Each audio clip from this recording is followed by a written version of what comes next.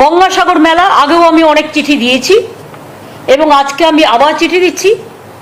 এবং গঙ্গাসাগর মেলাতেও আমরা প্রায়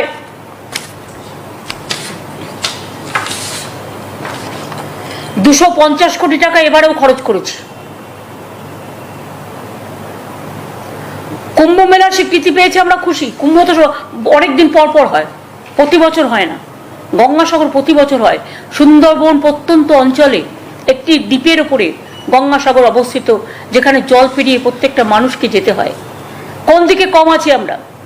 1 কোটির ওপর লোক যাতায়াত করে, আর বছরে যদি আমরা সংখ্যা ধরি তাহলে তো অনেক। আগের বারও 80 লক্ষের ওপর মানুষ এসেছিল। এবছরেও আমাদের ধারণা, যেহেতু কুম্ভ নেই, 1 কোটির ওপর ছাড়িয়ে যাবে। সুতরাং তারা যদি সাহায্য পেতে পারে এই উপায়ে, তাহলে বাংলা কেন সাহায্য পাবেন না? বাংলা কেন ন্যাশনাল মেলার বাংলা স্বীকৃতি পাবে না? এটা আমাদের দ্বিতীয়তম। এই চিঠিটাও আমি আজকে দিয়েছি বলে আপনাদের কাছে দেওয়ার পরে বললাম। তাছাড়াও জগন্নাথ ধাম এক দীঘা হিটকো করছে, এটাতেও প্রায় আমরা 205 কোটি টাকা খরচ করছি।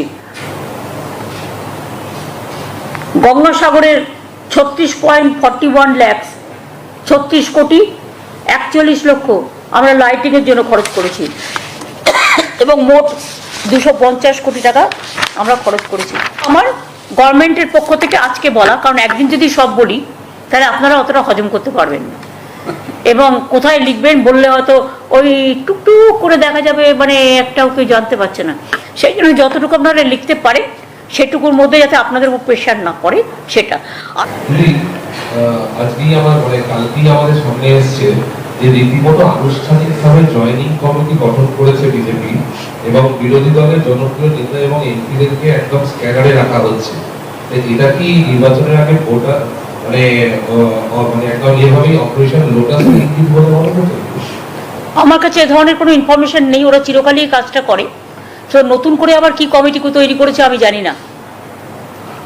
ওরা তো টাকা পয়সা দিয়ে অনেককেই কিনতে চায়। আপনাদের যেমন মিডিয়াকে পুরো কিনে নিয়েছে, আরো অনেককেই কিনে নিয়েছে।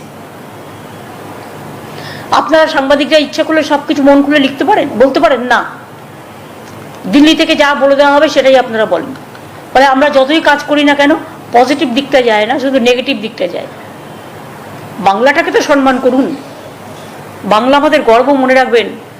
এমনকি সেদিনও আমরা জয়নগরের মোয়া, মধু, টাঙ্গাইল শাড়ি, তুষের আমরা জিআই প্রোডাক্ট পেয়েছি। আমরা এমনি এমনি পাচ্ছি সব।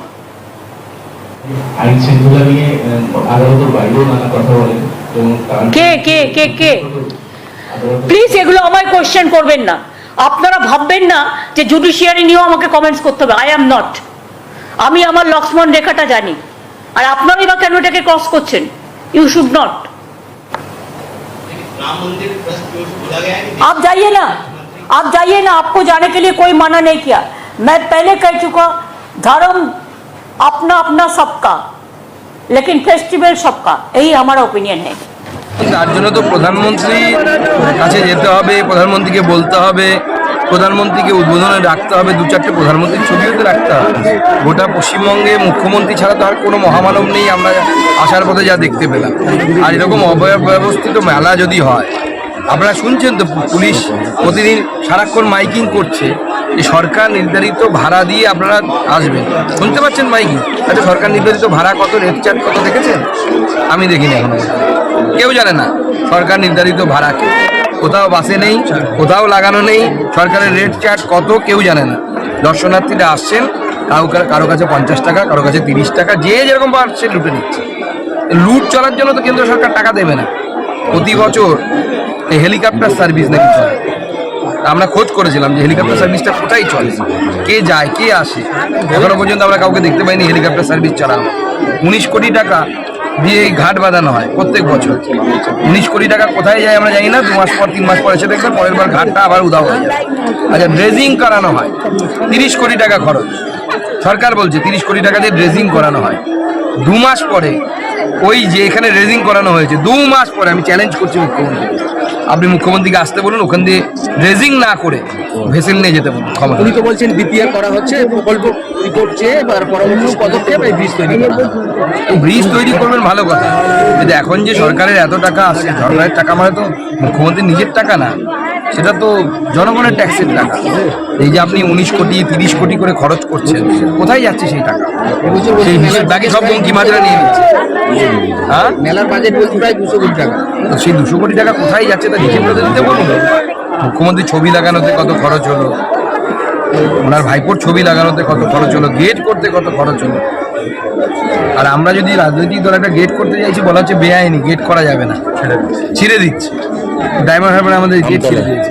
গণতান্ত্রিক দেশে এটা সম্ভব নাকি যে আপনিই শুধু করবেন আর অন্য কেউ কিছু করবেন? কোনো অস্তিত্ব আছে? যুবশ্রীর কোনো অস্তিত্ব আছে? মমতা ব্যানার্জি ঢাকঢোল পিটিয়ে কর্মবিনিয়োগ কেন্দ্র তুলে দিয়েছিলেন, তুলে দিয়ে বলেছিলেন আমি এমপ্লয়মেন্ট ব্যাংক করলাম, 1 লক্ষ লোকের নাম রেজিস্টার হয়েছিল, বললো পরপর চাকরি পাবে, ভ্যাকেন্সিতে নতুন দরখাস্ত নেবো, এরা 1500 টাকা ভাতা পাবে। যুবশ্রীর ছেলেরা কি 1500 টাকা ভাতা পায়? বা এমপ্লয়মেন্ট ব্যাংক কি চালু আছে? আপনারা খবর রাখেন না, শ্মশান বা কবরস্থানে গেলে যে 2000 টাকার সমবাতি, সেটাও বন্ধ করেছে সরকার। অসংগঠিত শ্রমিকদের যে ইপিএফ ভারত সরকার 25 টাকা দিত, 20 টাকা শ্রমিককে দিতে হতো। সেই বিড়ি শ্রমিক, নির্মাণ শ্রমিক, ভ্যানবালা, ঠালাবালা, মৎস্যজীবী, এদের যে 20 টাকা রাজ্য সরকার প্রথম 4 মাস দিয়ে 21 সালে ভোটের সময়, তারপর থেকে দেয় না, বন্ধ। পশ্চিমবঙ্গে এই স্কিম বন্ধ আছে। অর্থাৎ ভোট যত এগোবে তত এইসব শ্রীর বেরোবে। আর আমরা বলছি উনি অবিলম্বে একটা চুরিশ্রী চালু করুন, চালু করে পশ্চিমবাংলার লোককে বলুন চুরিশ্রী পদক আমরা কাকে দেব 2024-এ। আমার স্থির বিশ্বাস মমতা ব্যানার্জি চুরিশ্রী পদকটা দাদাভাবে বলা যেতে পারে যে সেদিনকে ইডি সিআরপিএফ এর জওয়ানরা নিজেদেরকে মৃত্যুর মুখে ফেলেও এত সংযম সংযত দেখিয়েছেন, যার ফলে মমতা ব্যানার্জি মুসলমান লাশ পাননি। মমতা ব্যানার্জির এখন মুসলমান লাশ দরকার, কারণ নৌশদ সিদ্দিকীর মিটিং এ ভিড়, কাল ব্রিগেডে যারা ছিলেন তার গরিষ্ঠ সংখ্যক সংখ্যালঘু সম্প্রদায়। বালিগঞ্জের ভোটে কিভাবে মুসলিম ভোট হাতছাড়া হয়েছে, 2টো ওয়ার্ড 2টো কাউন্সিলর রিগিং না করলে জিততেই পারত না। সাগরদিঘি দেখেছেন। তা স্বাভাবিকভাবে মমতা ব্যানার্জির এখন শীতলকুচির মতো লাশ দরকার, মুসলিম লাশ, যেটা দিয়ে তিনি ভেঙে যাওয়া বা ভাঙতে যাওয়া ভাঙার মুখে মুসলিম ভোটকে তিনি রিকনস্ট্রাক্ট করতে পারেন, ফিরিয়ে আনতে পারেন। সিপিএম এর লোক পরে মমতা ব্যানার্জি সাথে নিয়েছে, কিন্তু শাহজাহানের তৈরি সিপিএম এর হাতে। মুসলিম শিখ হচ্ছে গুরু, পরে গুরু ওর সঙ্গে 13 সালে দল বদল করতে চায়নি, গুরুকে পরে 18 সালে সারেন্ডার করতে হয়েছে শিষ্যর কাছে। না, কিন্তু অভিষেক আর মমতা বন্দ্যোপাধ্যায় একই মডেল, কেষ্টমন্ডল কাজল শেখ, যা এখানে শাহজাহান ও মুসলিম শেখ তা এক। আচ্ছা দাদা, মমতা বন্দ্যোপাধ্যায় ওই জন্য আপনি দেখবেন না ব্রিগেডে সব হয়েছে। ব্রিগেডে যুবনেত্রী আমাদের সীতারাম ইয়েচুরি, যে কয়লা ভাইপোর সঙ্গে 4 বার মিটিং করেছে, তার ভাইজি মীনাক্ষী বন, তিনি কালকে বলেছেন বিরোধী দলনেতা নাকি যারা বিজেপি ছেড়ে তৃণমূলে গেছে তাদের বিরুদ্ধে স্পিকারের কাছে অভিযোগ দায়ের করেনি, খোঁজই রাখে না। মুহূর্তে আমাদের সাথে টেলিফোন লাইনে রয়েছেন কংগ্রেসের নেতা তথা হাইকোর্টের বরিষ্ঠ আইনজীবী অরুণাভ ঘোষ। অরুণাভবাবু, আপনাকে আমাদের সংবাদ মাধ্যমে স্বাগত জানাই। বিগত বেশ কিছুদিন ধরে অভিজিৎ গঙ্গোপাধ্যায় প্রকাশ্যে যে মন্তব্য করছেন বা করেছেন তা নিয়ে রাজ্য রাজনীতি, মূলত শাসক দল একেবারে উত্তপ্ত হয়ে রয়েছে, রীতিমতো তোপও দেখেছেন বিচারপতি গঙ্গোপাধ্যায় নিয়ে। আপনি কি বলবেন এই বিষয় নিয়ে? প্রথমত গঙ্গোপাধ্যায় কিন্তু বেসিক্যালি অনেস্ট লোক, কিন্তু আইনের যেভাবে পদ্ধতি আছে তো বিচারটাই সব না, পদ্ধতি মেনে বিচারে পৌঁছয়, বিচারটা কিছু না।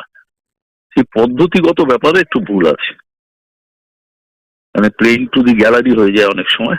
লোকে চাইছে আমি এটা বলে দিলাম, সেটা করা যায় না। এই আর কি। মূলত কুণাল ঘোষ তাকে অনেক রকম ভাবেই কটাক্ষ করেছেন। একজন বিচারপতি, তিনি এজলাসের বাইরে, তিনি কোর্টের মধ্যে তিনি কোনো হ্যাঁ, মন্তব্য উচিত না, করেননি, উচিত না, বাইরে উচিত তিনি না। মন্তব্য করেছেন। এই সুযোগগুলো দিয়েছে তো বিচারপতি স্বয়ং, কিন্তু ছেলেটি কিন্তু অনেস্ট, এটা বলছে বিচারপতি, বেসিক্যালি অনেস্ট। কিন্তু কুণাল ঘোষ যে ধরনের মন্তব্য করেছেন, কুরুচিকর মন্তব্য বলা যেতে পারে। সেটা বিকজ এই কারণে বিচারপতিও পলিটিক্যাল মন্তব্য করছেন, তাই জন্য কুণাল ঘোষও করছে, সুযোগ দেওয়া হচ্ছে কুণাল ঘোষকে। এই আর আর একটা প্রশ্ন রাখবো, খুব গুরুত্বপূর্ণ। এই মুহূর্তে রাজ্য রাজনীতি এক প্রকার তোলপাড়, দুটো বিষয়। একদিকে যেমন শেখ শাহজাহান, আরেকদিকে গঙ্গাসাগর মেলা। রাজ্য রাজনীতি একেবারে মানে বলছে, বিজেপি বলছে একরকম কথা, তৃণমূল বলছে, শাসক দল বলছে আরেক রকম কথা। আর এদিকে শেখ শাহজাহানকে তো খুঁজেই পাওয়া যাচ্ছে না, পুলিশ চুলছে। শাহজাহান তো তৃণমূলের লোক, তাকে পাবে কি করে পুলিশ? কিন্তু শাহজাহানের কি ব্যাপার তো আমি বুঝতে পারছি না। কাগজপত্র পড়ে একটা বিত্তশালী হয়ে গেছে, বড় প্রমাণ করা তো দরকার। পিছনে লেগে গেলাম তৃণমূলের লোক বলে বা কি বিজেপির লোক বলে, এটা ঠিক না। শাহজাহানের প্রতি ঠিক বিচার করা হচ্ছে না। আর গঙ্গাসাগর তো আছে, কোনো থাকবেই, পলিটিক্যাল পার্টি থাকবে, একে অপরের বিরুদ্ধে কথা বলবে, ভোটের ব্যাপার তো আছেই। গঙ্গাসাগর মেলা মমতা বন্দ্যোপাধ্যায় বলছে কেন ন্যাশনাল স্বীকৃতি, জাতীয় স্বীকৃতি দেওয়া হচ্ছে না। এদিকে হিসাব দেওয়া হচ্ছে না কেন? না, চাইতেই পারে, কেন এই কুম্ভ মেলায় যদি দেয় এটা কেন চাইতেই পারে, কিন্তু এখন অবধি নেই, স্বীকৃতিটা নেই। তবে কুম্ভ মেলায় যত ভিড় হয় এখানে সেই ভিড়টা হয় না। এই আপনি কি মনে করেন এটা ন্যাশনাল স্বীকৃতি দেওয়ার মতো একটি মেলা? হ্যাঁ, উচিত তো, কি আছে, গঙ্গাসাগর মেলা দেবে না কেন? কি এসে গেল দিকে।